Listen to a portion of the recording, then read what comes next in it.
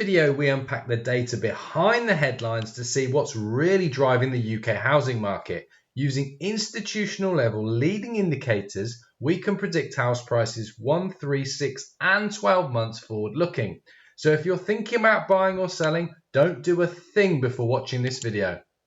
Welcome back everybody. This follows on from the last video, and in this video we're going to carry on and look at our leading indicators in an attempt to predict house prices forward looking. And for that we're going to start again with our house price indices. Of course, these are our lagging and coincidental indicators, but they are very important nonetheless. So first up, we're going to take a look at the official figures, which are reported for the month of June here, Land Registry, £286,397. The monthly move was 1%, and the annual change is up 7.8% on June 2021. Now, if you remember back to the last month, reporting the month before, of course, you'll see a marked change in the annual percentage change in house prices, i.e. growth has dramatically slowed there. And of course, anyone following on from the previous video will remember when we tried to predict the Land Registry, the HMLR data that you can see here for this month previous using the Rightmove data, we said that it was going to show a positive month-on-month change, and of course we were right. That's already one tick in the box. I'm not going to take too long on this. We're just going to pick out 2 or 3, and we've ran through the methodology in the previous video. Next up is the nationwide house price index reporting for August, so one complete full calendar month, the month of August, 273,751. That's up. That is up month on month, 0.8%, and the annual change, so the difference between August 21 and 22 is 10%. However, that annual change has slowed between July and August. I'm going to leave Halifax for now, although that is the other indices where the information is derived from their own mortgage lending data, just like nationwide, although that does show a month-on-month, a very small month-on-month decline there. And I'm going to jump straight onto the Rightmove indices, which remember is the asking price, and that's collated from July and August.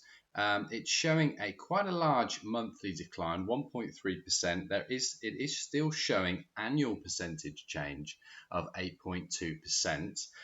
We're going to come on to this and really unpack that, as Rightmove's answer for why this has happened is that everyone is on holiday. So we're going to dive into that straight away. To analyze this, I've actually backdated the last 6 years worth of data from Rightmove just for August so we can isolate this month in question. And as you can see here, every single one month-on-month move for the month of August is actually negative. So this statement does hold some truth.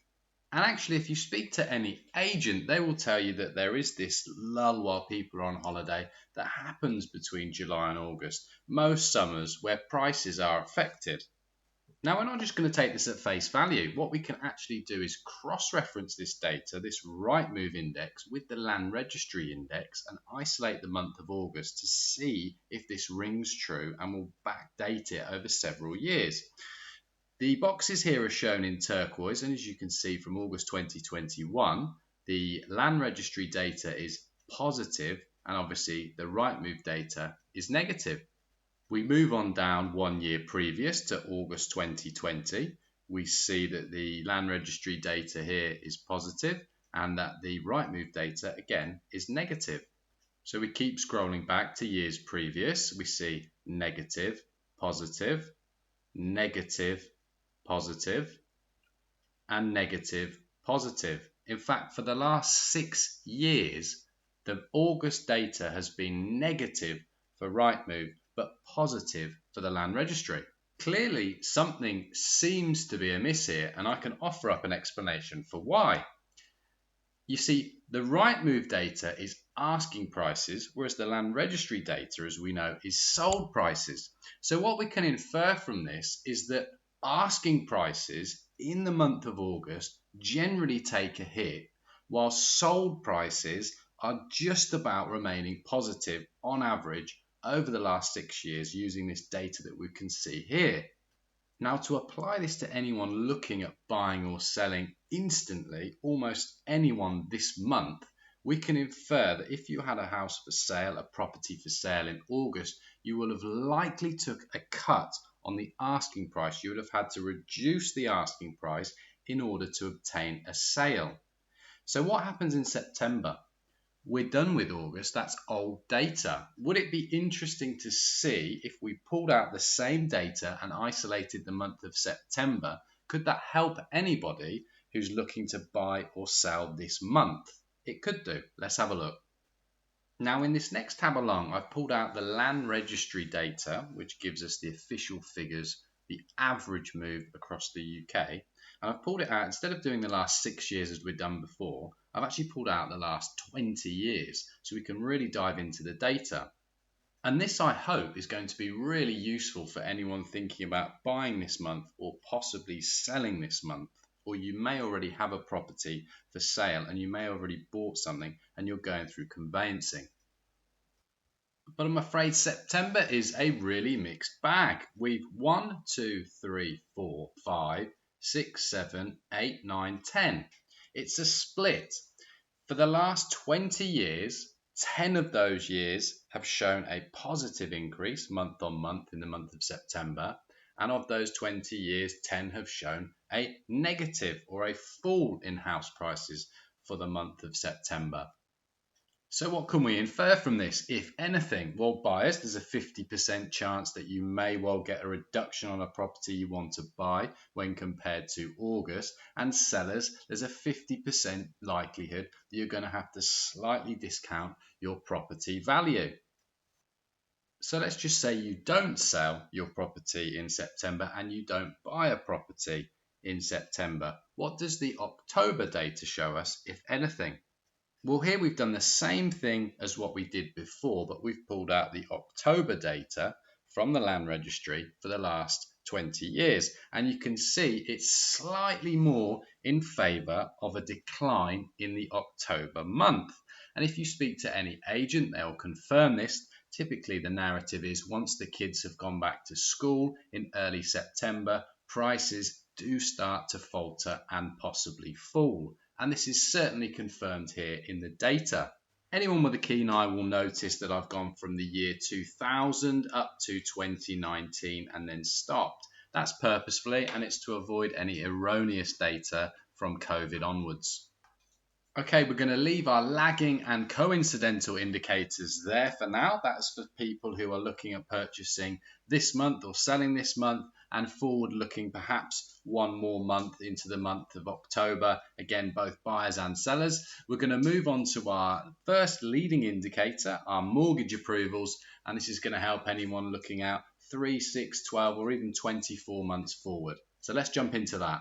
So this graph should look familiar for anybody who's watched the previous video. It is mortgage approvals overlaid with house prices year-on-year change. So the percentage change of year-on-year house prices versus mortgage approvals. Now we're not going to go through the same things we went through in the previous video talking about the lag, but the only thing you need to know is that mortgage approvals typically always lead year-on-year moves in house prices. And so what's the latest data? What's the latest move? Is it up? Is it down? Well, if we look at that on the big screen, we can see the latest data we've got is for July. Mortgage approvals there reading 63,770. Anyone with a real keen eye will notice that the June data has been revised officially, not by me, and this is very normal. So we can expect year-on-year percentage change in house prices to continue to slow. And that's because mortgage approvals are down quite significantly from their peak. In November 20, we had mortgage approval numbers of 107,000. They've come off and they're now down quite significantly to around 63,700, 64,000. This is why there is a large expected decline in percentage house price change. It could be interesting to overlay the two sets of data from the last time we had such a decline in mortgage approvals. And that would obviously be currently and then the 2008 GFC. So I've done that in the previous tab. If we scroll down, you can see the 2008 index in blue and what we're currently experiencing in 2022. Now, I've indexed this so they both start at 100. So effectively what we're looking at here is percentage change to make it easier for us. So taking both peaks, both here and of course here, we can then map these together to see what's happened. Well, you can see why commentators were so concerned in this 2022 fall, or that started in 2020. It was because it was actually outpacing the 2008 house price crash. However, about 6 to 8 months ago, we reached an inflection point, and actually mortgage approvals since have remained relatively flat, although still declining. Of course, this full story is yet to play out, and of course that's the reason why it's on our dashboard. As we go through each month, we're going to make sure we square away mortgage approvals, as it's a fantastic indicator for the housing market. This data uses the official data from the Land Registry for year-on-year house prices. However, we can also show the same thing using a more coincidental indicator using the nationwide house price index and map exactly the same thing, but instead of going back to the pre-crash, we can actually go right back further to 1993. And we see exactly the same thing that we've seen in the previous chart, in that mortgage approvals always lead year-on-year percentage changes in house prices, just with a slightly differing lag. Okay, we're going to leave it there for mortgage approvals, and we're going to move on to real, seasonally adjusted, average weekly earnings, because simply if you don't have the money to buy something, you're going to struggle. Now, this chart probably needs no introduction. You can see here since 2000, this huge run up, this increase in real annual wages, which of course follows, if I click onto the next tab, which is real inflation adjusted house prices, it goes back to 1975. We're just going to take it from the year 2000 to match up with the graph on the next tab. We can see this run up in house prices, following that with wages, this subsequent top here, where we peak out around 2007, 2008, then a subsequent decline in house prices. Where does that look familiar? Of course, we saw a decline in real incomes, bottoming out around here in 2014. House prices doing roughly pretty much the same thing before a slow, steady upward trajectory, which of course was matched with real earnings.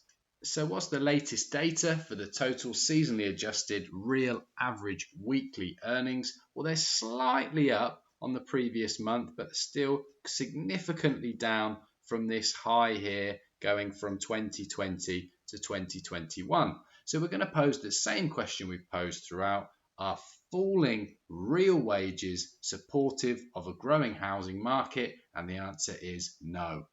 If real wages continue to fall and mortgage approvals continue to fall, this is going to add extreme stress to the housing market, and we can expect this significantly reflected in prices themselves. Unfortunately, we can't move on here to real inflation adjusted house prices, as this data is released quarterly. We are expecting a new update from Nationwide probably by next month, so in the next video we'll be able to get the latest data. However, this uses RPI, Retail Price Index, which is far outpacing the current growth, or nominal and both real growth, of house prices. So we can expect a marked decline there in real house prices when that data comes in. We can, however, move on and take a look at mortgage rates. This data is provided, as per the last video, by the Bank of England, and this is the latest data up to July of 2022. Of course, we know the Bank of England is hiking rates, and this is feeding through into mortgage rates paid by households. We can see this very, very steep trajectory. It's quite crowded there, so I'm just going to go ahead and show you the mortgage increases from June to July. The 2-year 60% LTV is up, the 2-year 75% LTV up, 85% up, 90% up, even the 3-year fixes, 3 and 5-year fixes are up. They're up across the board. On the whole, this does not support house price growth. simply because household incomes are tightening, having to service a larger mortgage payment. And as we know, they're having to do that from declining real incomes. So all this is of course placing downward pressure on house prices themselves. Now, whilst this is the latest data for July, this does not obviously therefore include the rate hike from the Bank of England in August. So it's natural that we're going to see rate hikes in August as well from commercial banks lending into households. And of course, that's going to add to that downward pressure, that stress on house prices.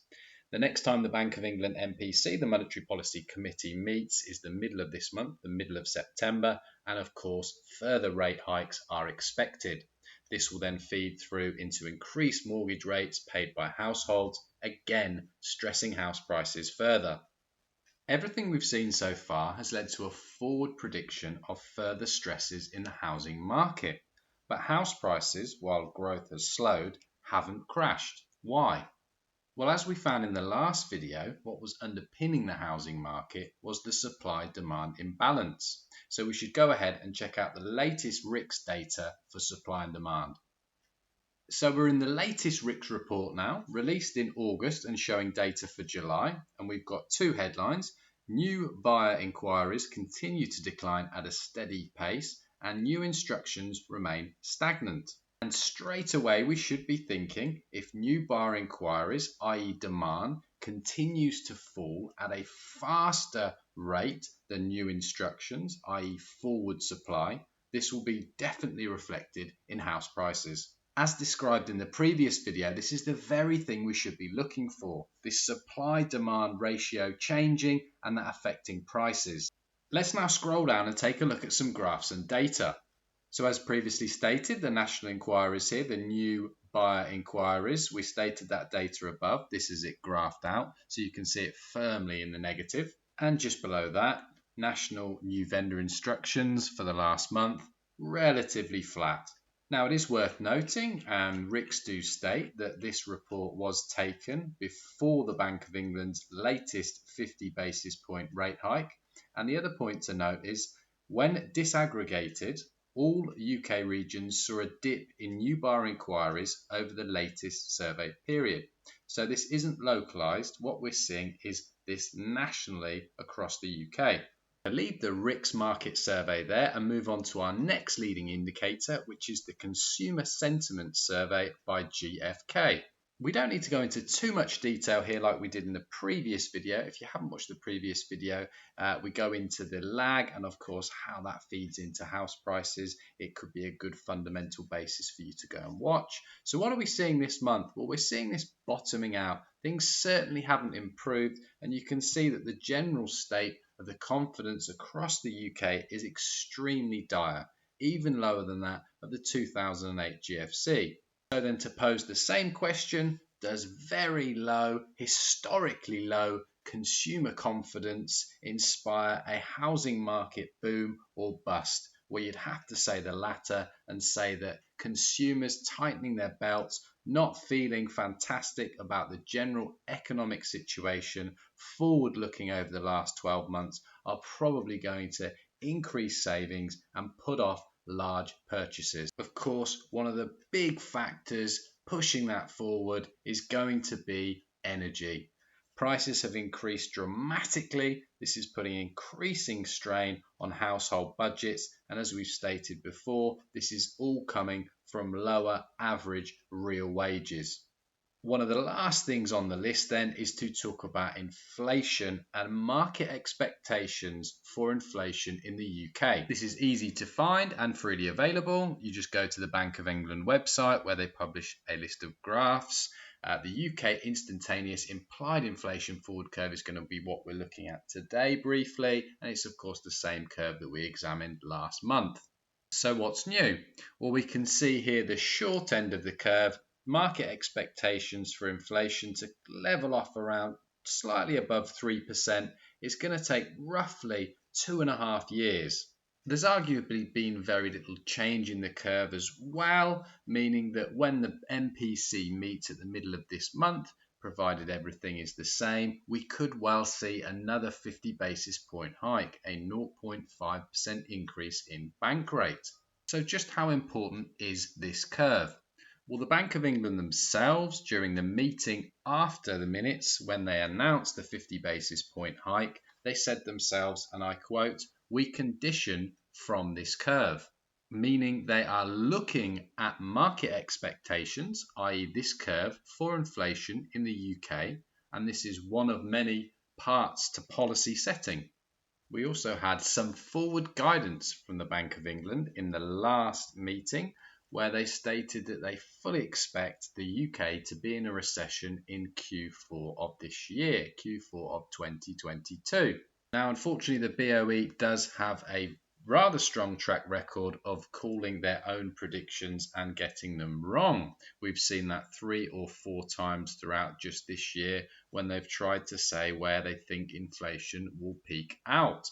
The latest data is saying 13.4% from them. However, when they meet in the middle of September, the possibility is quite high that that will be revised even higher. But nonetheless, stating that we are likely to be in a recession in the UK in Q4 2020 will probably feed into sentiment and both expectations for the housing market themselves from people, which again is going to place large pressure, downward pressure on the housing market. So everything you've seen in this video is actually indicating a downward pressure on housing. Well, is there anything that the government could do, or something that we haven't seen, that we haven't covered in this video, that could happen that could be bullish for property? Arguably, there is a government prop. The government could introduce policy to prop up the housing market. Now, this can be debated until we're blue in the face, until kingdom come. However, my view is that this won't happen until inflation is tamed. There's often said that the economy is the housing market and the housing market is the economy. Well, to stimulate the housing market before inflation has been slayed could actually further increase inflation. That's my reasoning anyway for why I don't think a housing prop is coming within the next 12 months. Okay, so that's it for this video. I'll see everybody in the next video where we've got lots of data to unpack. We should have real house prices adjusted for RPI. We're going to unpack the MPC meeting, whether there's been no move or a hike in bank rate. And of course, we'll run through, as always, our leading indicators to predict property prices. See you then.